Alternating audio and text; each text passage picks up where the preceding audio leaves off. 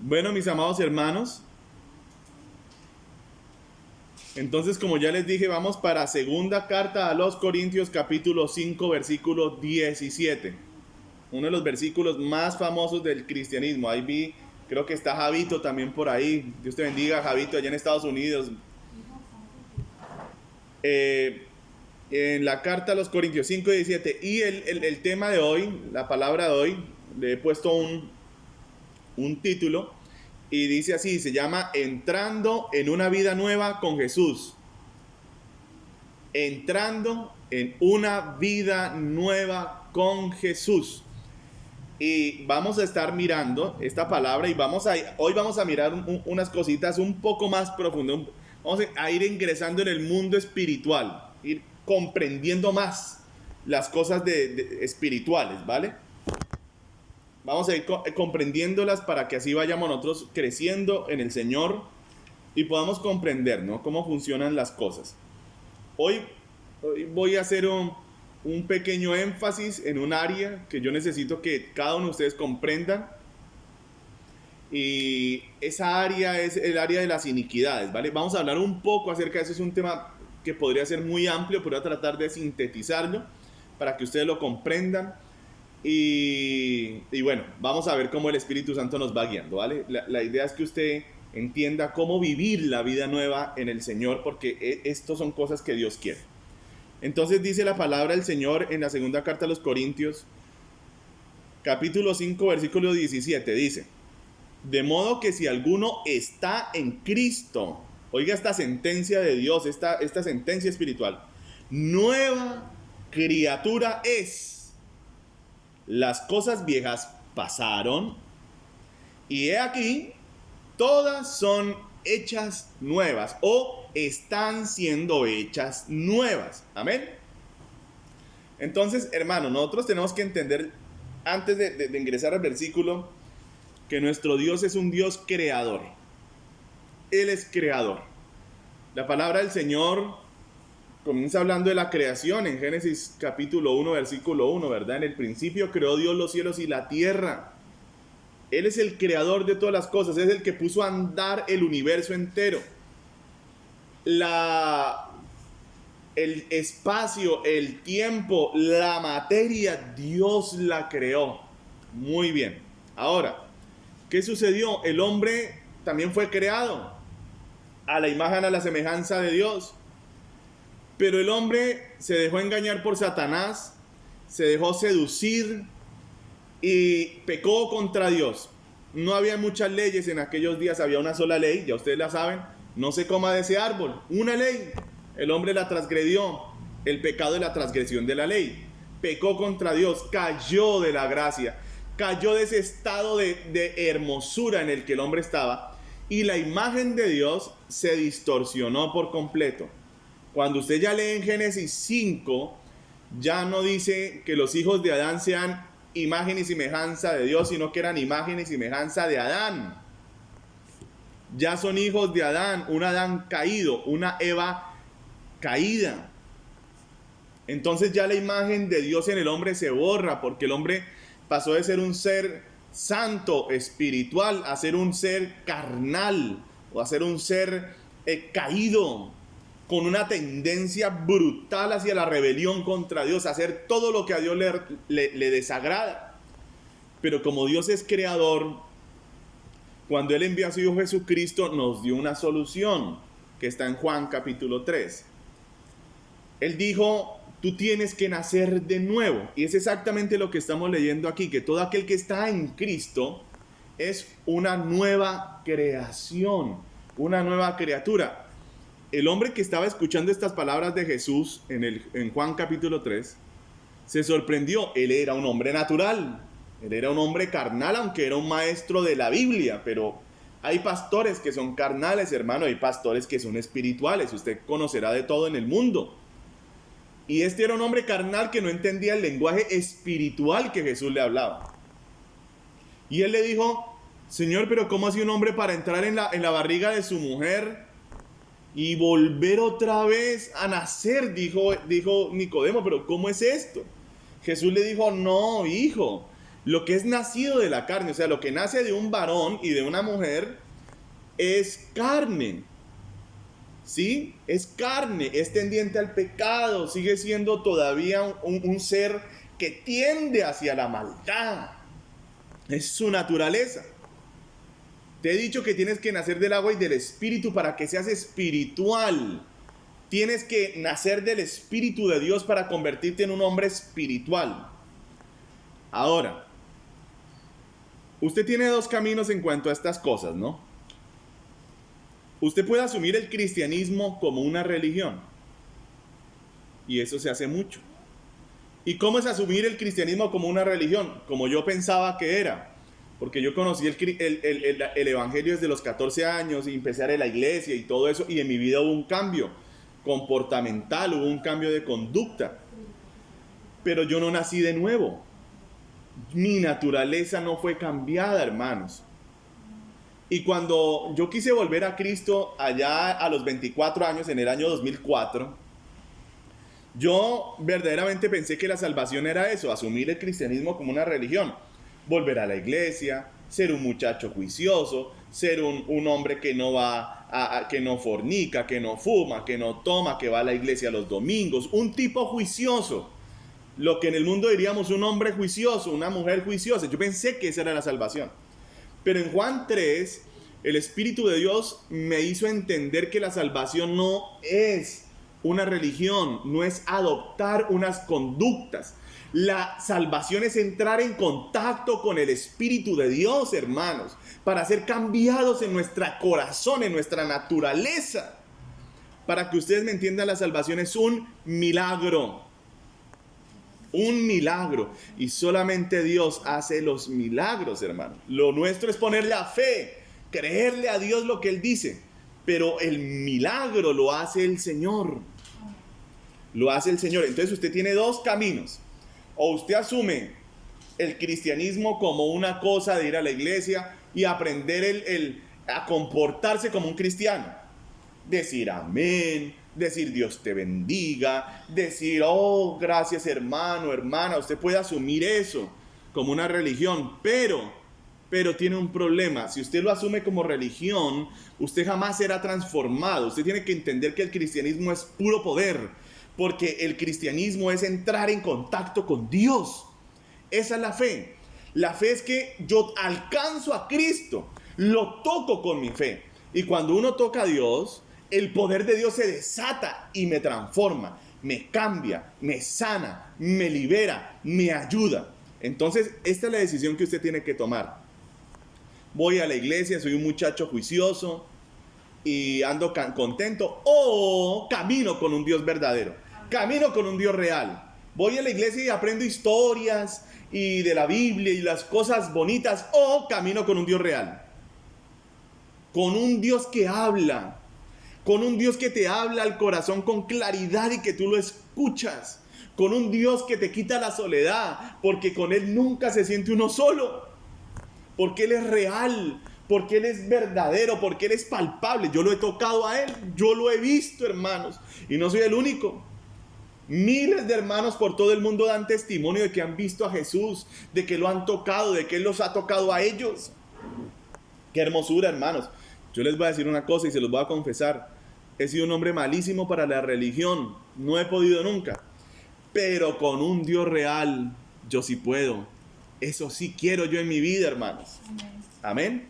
Entonces, dése cuenta. Aquí Dios nos está diciendo, si usted está en Cristo, usted es una nueva creación. Pues si usted ha tocado a Dios, si usted ha puesto su fe en el Hijo de Dios, en Jesucristo, el poder de Dios ha venido sobre usted y ha empezado a cambiarlo. Ahora viene una pregunta. Usted se la va a responder ahí solito. No la diga, no la diga. Usted solito tiene que aprender a hacer una cosa, y es a juzgarse. Y le voy a hacer esta pregunta. ¿Qué tanto, si usted tuviera que hacer unos porcentajes en su propia vida, si usted tuviera que decir cuánto hay del nuevo hombre, cuánto hay de Cristo en usted y cuánto hay del viejo hombre, de esa vieja mujer, de quien era usted antes de conocer a Jesús, si usted tuviera que hacer un balance, ¿cuánto sería el porcentaje? ¿Será que hay un 10% de Cristo en su vida? ¿Un 20%? ¿Un 30%? ¿Tal vez un 40% de Jesús en su vida? ¿Y hay un 60% del viejo hombre? Yo se lo dejo porque hoy es muy importante que usted aprenda a juzgarse. La Biblia dice que si nos juzgamos a nosotros mismos, Dios no nos juzga. Entonces, una forma de evitar que Dios nos juzgue es juzgarnos a nosotros mismos. Pero para eso necesitamos juzgarnos con cordura. ¿Por qué lo digo? Porque algunas personas son dadas a los extremos. Unos se juzgan a sí mismos con crueldad. Cualquier cosa mala que hacen, cualquier error que tienen, dicen, no, yo soy una porquería, dicen. Oh Dios, yo soy una basura, dicen, que no merezco nada. Yo no crezco, yo no mejoro, yo no, Señor, yo no. No haga eso. ¿Oyó? No, si usted cometió un error, corrija el error. Trabaje con Cristo en su error, pero no se trate así. O sea, no piense que porque usted cometió un problema, porque cometió algo malo, esto ahora significa que todo es malo. No sea así. Júzguese con juicio. Con juicio. La otra tendencia, que también lo viste mucho, es el que tiene problemas de religiosidad. Para que ustedes me entiendan, la religiosidad es un espíritu velo. Es un espíritu que ciega a la persona y no lo deja ver su propia realidad. Entonces el otro extremo es ese, el de la persona que dice, yo no tengo nada malo, yo todo lo he hecho bien, yo soy tremendamente grande en el Señor, yo soy muy espiritual. Entonces son dos extremos. No, júzguese con juicio. ¿Y por qué razón le estoy trayendo a esta reflexión? Porque yo quiero que usted entienda cómo funciona el reino de Dios en todas estas áreas.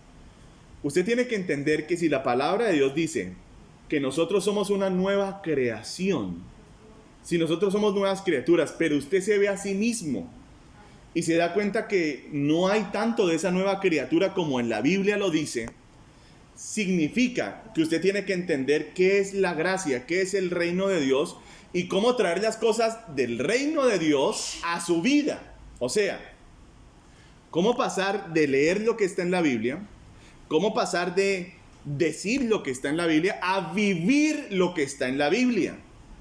¿Cómo hacemos para que lo espiritual se vuelva realidad en nuestra vida? Esa es la gran pregunta. Y por esa razón yo le invito a usted a confrontarse con la palabra de Dios, a usarla como un espejo. ¿Qué tan nueva creación soy yo? 5 años, 10 años después de conocer al Señor, 15 años, 20 años. ¿Qué tanto me parezco hoy a Jesús? ¿Y qué tanto del viejo hombre tengo todavía? Usted tiene que mirar eso para saber qué cosas trabajar. Ahora, le voy a explicar cómo traemos las cosas de Dios a la tierra, ¿vale? Cómo traemos las cosas del cielo a la tierra. Entonces, lo primero que usted tiene que entender es la palabra gracia. La palabra gracia, cuando usted la mira en el hebreo y usted la estudia en sus grafemas originales, en su esencia, digámoslo así, la palabra gracia vendría traduciendo algo así como una pared continua.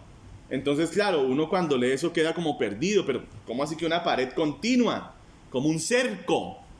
Pero cuando usted ingresa en el mundo ya de la Biblia y de la cultura israelita, usted empieza a entender lo que es la palabra gracia. La palabra gracia significa el campamento de Dios, o tienes entrada al campamento de Dios.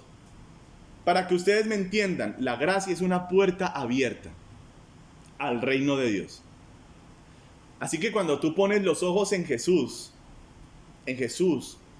esa fe tuya actúa como una llave que abre una puerta, y es la puerta del cielo.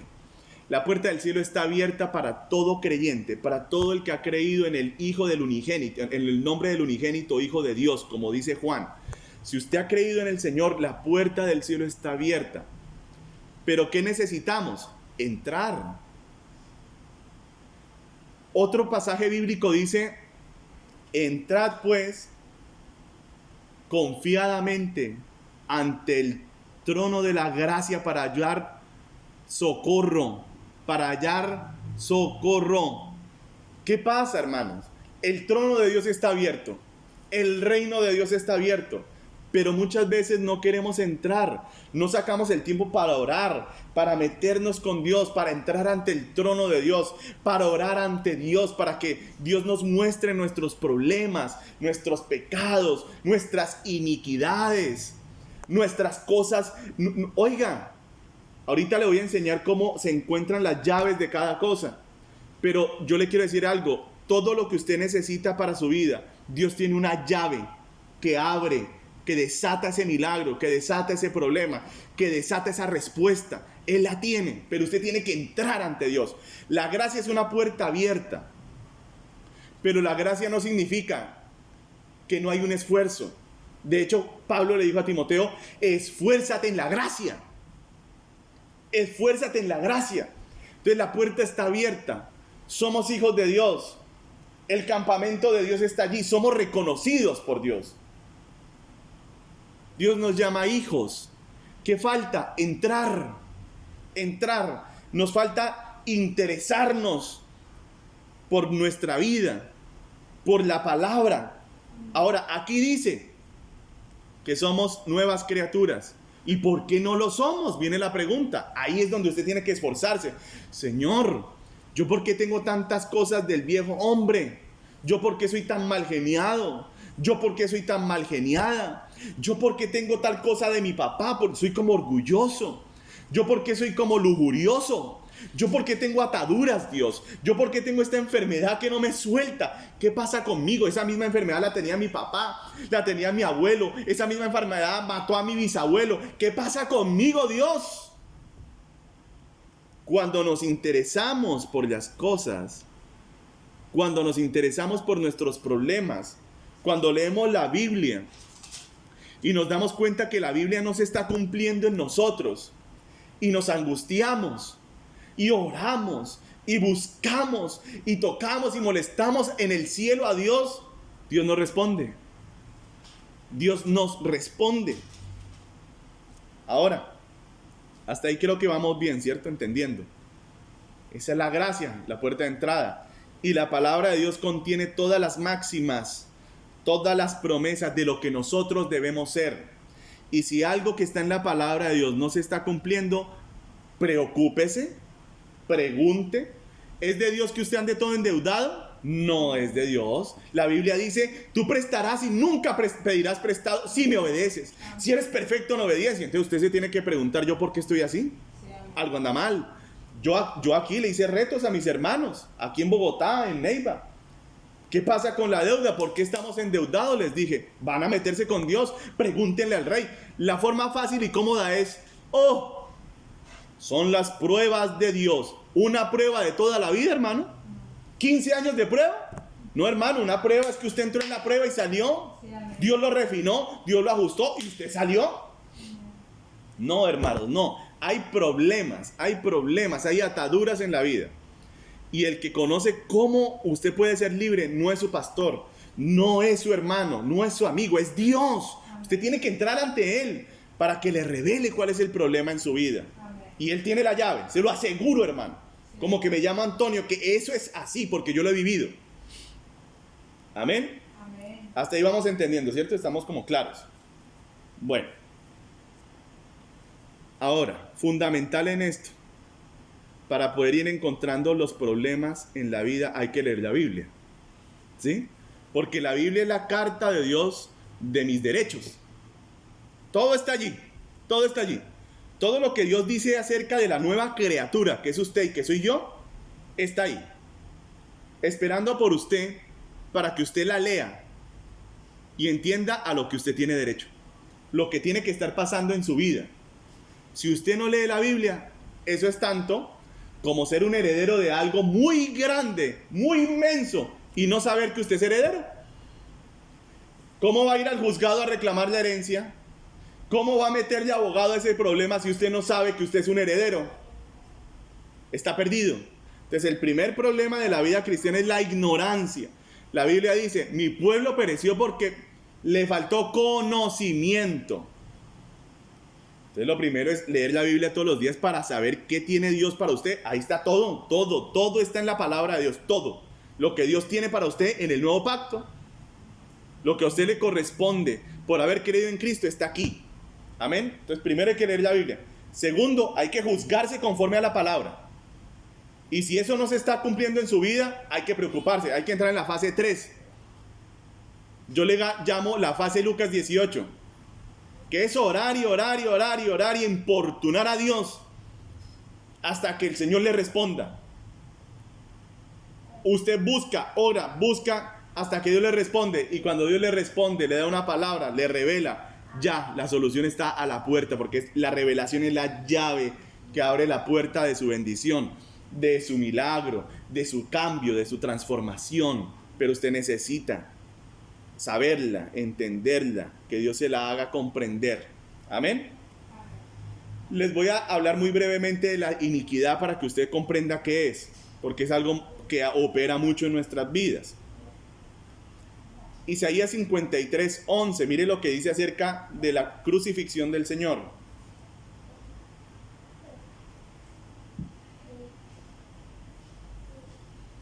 Isaías 53:11 dice: verá el fruto de la aflicción de su alma, mire, y quedará satisfecho. ¿Sí ve? Verá el fruto, el Señor ve el fruto de su aflicción. ¿Por qué fue él azotado? Dice la Biblia, por sus llagas fuimos nosotros curados. O sea que cuando el Señor nos sana, él se siente satisfecho. Cuando encuentra gente que le cree y recibe los milagros de él, y recibe la transformación del corazón, y recibe la liberación, Dios queda satisfecho. Mire lo que dice: por su conocimiento justificará a mi siervo justo a muchos, y llevará las iniquidades de ellos. Diga amén allá en la casa. Amén. Jesús llevó nuestras iniquidades, pero vuelve y viene la pregunta: ¿y entonces yo por qué las tengo, pastor? Ya se lo estoy explicando. La gracia no es una cosa automática. No, la gracia es una puerta abierta por la que usted tiene que entrar. Y usted tiene que luchar. La palabra del Señor dice: desde los tiempos de Juan el Bautista, el reino de los cielos sufre violencia, y solamente los violentos lo arrebatan.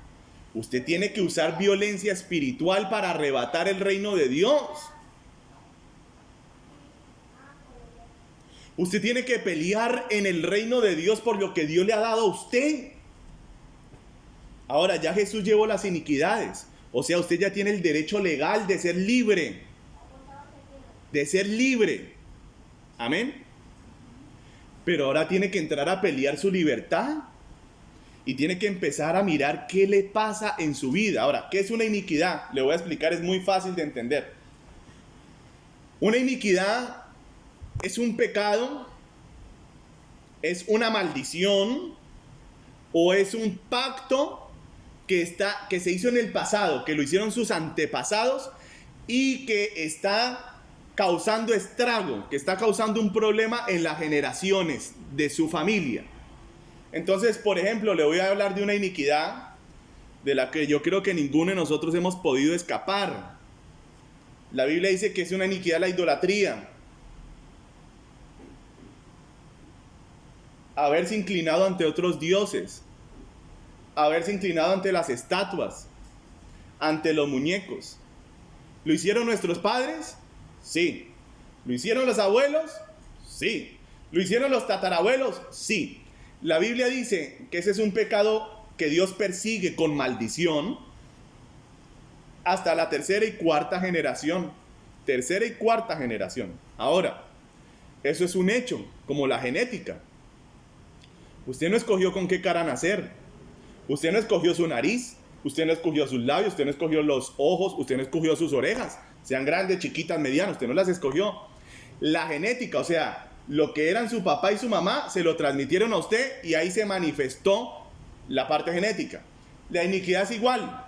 Lo que hacen nuestros antepasados nos afecta a nosotros. No es que Dios es terrible, no es que Dios es malo, no, es simplemente una ley de la naturaleza, de la creación.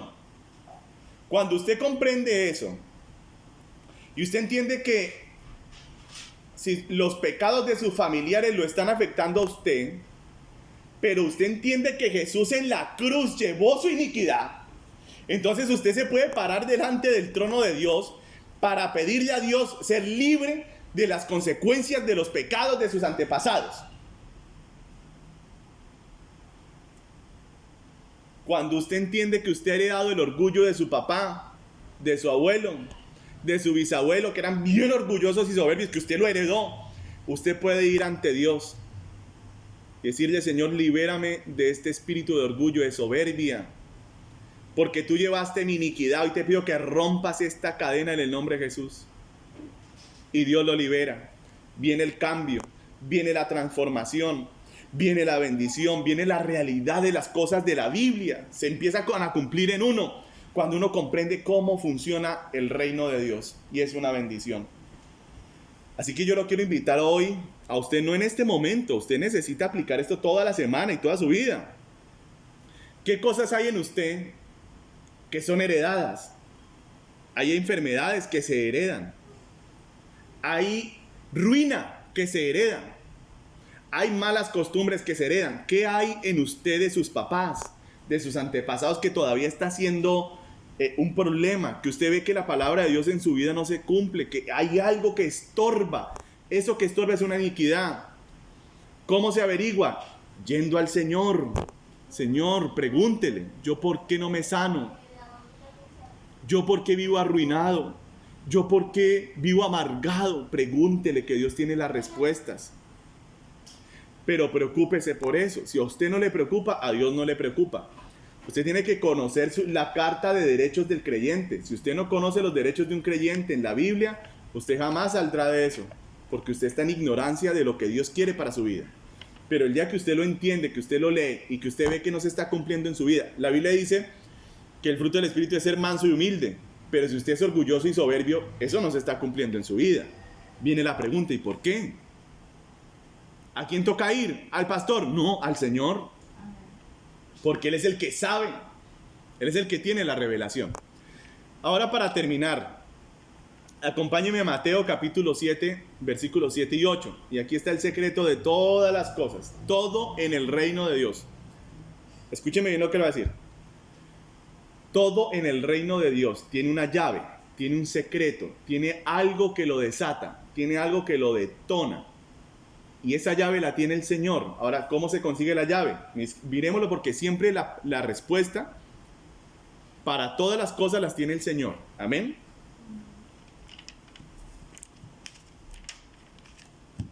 Dice la palabra del Señor: pedid y se os dará. Buscad y hallaréis. Llamad y se os abrirá. Porque todo aquel que pide, recibe. Y el que busca, halla. Y el que llama, se le abrirá. Amén. Ahora, no pareciera tener relación las tres cosas, ¿no? Pedir, buscar y llamar. Pero cuando usted lo medita y cuando usted lo ha vivido en el reino de Dios, cuando usted lo ha vivido en su vida cristiana, las tres cosas están ligadas. Y le voy a explicar cómo funciona. Un ejemplo. La palabra del Señor dice: por su llaga fuimos nosotros curados. ¿Cómo dice? Por su llaga fuimos nosotros curados, dice la Biblia. Muy bien. Ahora, ¿cuántos aquí le han pedido al Señor que los sane? ¿Cuántos? Todos en casa, ¿cierto? Los que están enfermos. Uno le pide al Señor: sáname. Ahora, muchas veces uno le pide al Señor: sáname, y pregunta: ¿y por qué no se ha sanado? Entonces viene la segunda fase. Mire esto, mire esto. Uno pide. Hay milagros que suceden de inmediato. Le voy a poner ejemplo de un milagro inmediato. Hace muchos años, siendo yo uno de los líderes de jóvenes, hubo un campamento juvenil, teníamos un retiro para jóvenes. Yo era uno de los líderes de jóvenes, pero yo no tenía plata para ir. Y tocaba pagar por el transporte y la comida allá en el lugar donde nos íbamos a hospedar. Y costaba nomás 50,000 pesos por persona, pero yo no los tenía. Entonces, todo el mundo tuvo la plata, y yo no la tenía. Entonces yo le dije al Señor una cosa. Eso se llama pedir. Y hay cosas que se solucionan solo con pedir. Y yo llegué y le dije, Señor, mira, yo soy uno de los líderes de jóvenes, pero yo no tengo dinero para ir a ese campamento, a esa reunión de jóvenes. Le dije, Señor, no le pienso pedir a nadie nada, porque tu palabra dice que tú eres mi proveedor. Tú eres mi proveedor. Te pido, dame los 50,000 pesos y dámelos tú, porque no le pienso pedir a nadie nada. Si me toca quedarme, me quedo. Si tú me quieres allá, tú me llevarás. Bueno, le pedí al Señor, creo que fue ese mismo día, llegó la mamá de una hermana a recogerla, de una joven. Estaba lloviendo en Bogotá y estaba lloviznando, y entonces llegó la mamá y llegó en el carro. Entonces me hizo señas, hola Toñito. Yo salí de la iglesia, me mojé un poquito, pero salí. Hola fulana, ¿cómo estás? La saludé. La hija dio la vuelta, se metió al carro, y mire, yo no sé si usted me va a creer, pero yo lo viví. Y los que están conmigo saben que fue así. Saben que fue así. Inmediatamente, ¿qué pasó? ¿Qué hice yo? Llegué y de repente en uno de esos ríos que se arman en Bogotá, en esos ritualitos que se arman en Bogotá, al pie de los andenes, al pie de en la calle, venía un billete de 50,000 pesos flotando y se paró justo a mis pies, mientras que yo saludaba a la mamá de mi hermana, de la amiga que yo estaba dejando allí. Entonces, hay cosas que yo obviamente me agaché y recogí el dinero y lo limpié, y con eso tuve para pagar yo de mi retiro de jóvenes. Ahora, ¿qué sucedió? Eso es para pedir. Eso es para pedir. Solamente pidiendo. Solamente con el pedir se van a solucionar. Pero normalmente hay peticiones que son hay cosas que no se solucionan solamente pidiendo. Entonces uno se pregunta, ¿qué pasa, Señor? ¿Por qué yo no recibo la respuesta, por ejemplo, de una sanidad? ¿Por qué no recibo yo del Señor esa respuesta de Dios? Entonces hay cosas en el reino de Dios que se reciben solamente con pedir. De hecho, la mayor parte de las cosas que no recibimos de Dios, no las recibimos porque no pedimos. Pero si nosotros pedimos, recibimos. Ahora, hay cosas que nosotros pedimos y no se dan. Entonces, ¿qué hay que hacer? ¿Rendirse? No. El que tiene verdadera fe en lo que Dios dice no se rinde. ¿Qué hace? Buscar. De la petición paso a la búsqueda. ¿Yo por qué no me sano? Padre, ¿qué pasa conmigo? ¿Yo por qué no mejoro? ¿Yo por qué no soy libre? ¿Por qué mi mal genio no se quita? ¿Qué me pasa, Dios? Entonces ahí viene el tercer momento, el tercer punto. De tanto buscar lo que necesito de Dios, de tanto buscar eso que yo pido y que yo quiero y que yo necesito, Dios me regala la llave. Amén. Me regala una llave, me regala un secreto. Me regala un secreto. Por ejemplo, una noche yo le pregunté al Señor con todo mi corazón, le dije, dame la llave, le dijo, porque yo sé que en el reino tuyo, Señor, todas las cosas tienen una llave que abre la puerta, que da la respuesta, que produce el milagro. Y yo le pregunté, dime cuál es la llave para el avivamiento de Colombia. Y esa noche yo tuve un sueño. Y en este sueño llegaba un mensajero al lado de una pastora, amiga mía. Y este mensajero me decía, Pastor Antonio, ahí le mandaron su respuesta, y me entregaba un libro. Y ese libro tenía un título, y el título decía, Imita a Jesús. Y yo en mi sueño empecé a abrir la primera, la portada del libro. Y en el libro decía, ora y ayuna para que puedas recibir lo que está escrito acá. Y el primer capítulo decía, la misericordia de Jesús. Yo me levanté, hermanos, y era tanto la gloria de Dios en mi cuarto que yo me levanté llorando en ese sueño. Yo sabía que Dios me había dado una llave, y hoy se las entrego a todos ustedes. Y le pueden decir con confianza a todos los pastores de Colombia, que si quieren un avivamiento para Colombia, la llave es imitar a Cristo. Esa es la llave. Esa es la llave. Todos los avivamientos han tenido una llave, algo que los ha desatado, algo que los ha traído a la tierra. Que si el avivamiento de Colombia es la voluntad de Dios, yo digo que sí, sí es la voluntad de Dios. Pero hay que Hay que tener la llave, meterla en la puerta y girar la chapa para que abra. Y usted me va a decir, pastor, ¿y usted por qué dice de llaves y puertas? Porque aquí está en Mateo 7, léalo. Porque todo aquel que pide, recibe. Y el que busca, halla. ¿Y qué halla? ¿Qué halla el que está buscando? ¿Qué pasa cuando una petición requiere de mucha oración? ¿Qué se halla? Una puerta. ¿Cómo lo sabe? Por lo que dice, y al que llama, se le abrirá. O sea que el que busca, ¿qué encuentra? Una llave. ¿Y qué es lo que abre esa llave? Una puerta, porque el que llama, se le abrirá. Cuando Dios le dé a usted una llave, la llave de lo que usted le está pidiendo, que tal vez usted lleva años pidiendo por un hijo, por una hija, y ese hijo, esa hija, nada que se convierte, y nada que se convierte, yo le digo, Dios tiene una llave. Dios tiene una llave, tiene la revelación de qué va a hacer que ese hijo llegue. Pero usted tiene que orar hasta que eso llegue. Cuando Dios le dé la revelación de qué tiene que hacer, usted lo único que tiene que hacer es obedecer. Haga lo que Dios le diga que hay que hacer. Inmediatamente usted lo haga, ¡pah! Se desató el milagro. Amén. Llegó ese hijo, se acabó la ruina, llegó la sanidad, se derramó el avivamiento. ¿Queremos avivamiento en Colombia? Vamos a imitar a Jesús, pero para poder imitar a Jesús, yo le voy a contar lo que me pasó a mí. Después de esa noche que Dios me dio esa revelación, yo empecé a tener una revelación más clara, un entendimiento más grande de quién es Jesucristo. Empezó a revelárseme más el carácter de Jesús. Y más, ¿por qué? Porque usted no puede imitar al que usted no conoce. Usted no puede imitar sino lo que usted conoce a profundidad. No lo que usted se imagina, sino lo que usted conoce. ¿Queremos un avivamiento en Colombia? ¿Quieren un avivamiento en Neiva, en Bogotá? Imiten a Cristo. Hagan lo que Él hacía, oren como Él oraba, hablen como Él hablaba, hagan todo como Él lo hacía y vendrá el avivamiento inmediato.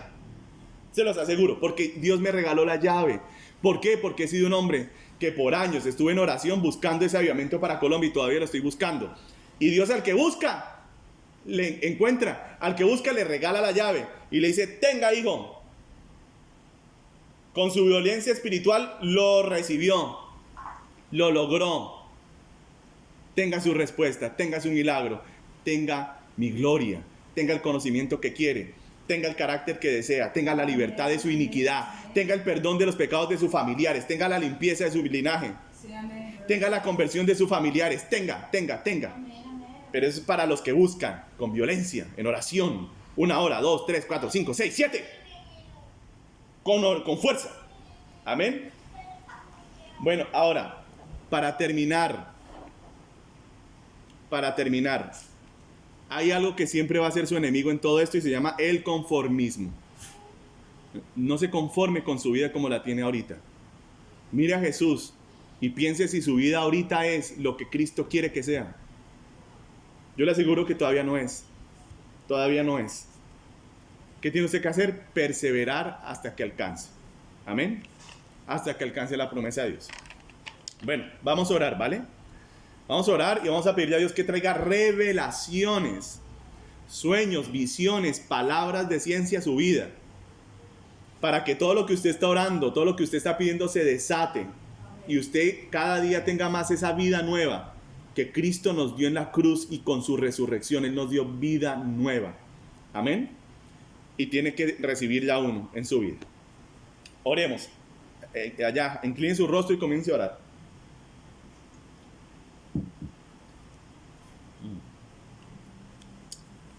Amado Padre Celestial, yo he dado tu palabra, palabra que creemos, que amamos, porque tu palabra es verdad.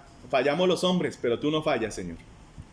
Yo hoy te pido que a todo aquel que está viendo esta grabación y a todo aquel que está bajo la cobertura de esta congregación, de este ministerio de mi amado Jesús, sea en Canadá, sea en Neiva, sea aquí en Bogotá, sea en Estados Unidos, sea en Chile, sea en Israel, donde sea que estén mis hermanos que están bajo esta cobertura, sea en Australia. Yo te pido, Señor, que venga un derramamiento de revelaciones, llaves del cielo, Padre, para que podamos abrir esas puertas donde tú tienes esos tesoros celestiales para nosotros guardados, Señor. Y que cada uno de mis hermanos se vuelvan gente violenta espiritualmente para alcanzar aquello que tú tienes para nosotros, Señor. En el nombre de Jesús yo te lo ruego. Que derrame revelaciones y con las revelaciones veremos una lluvia de milagros, de sanidades y de bendición y de vida eterna para nosotros, Señor, en todas nuestras congregaciones y en cada hermano que está bajo esta cobertura. En el nombre de Jesús te damos toda la gloria y la honra a ti y quedamos en tu presencia, Señor, en esta noche.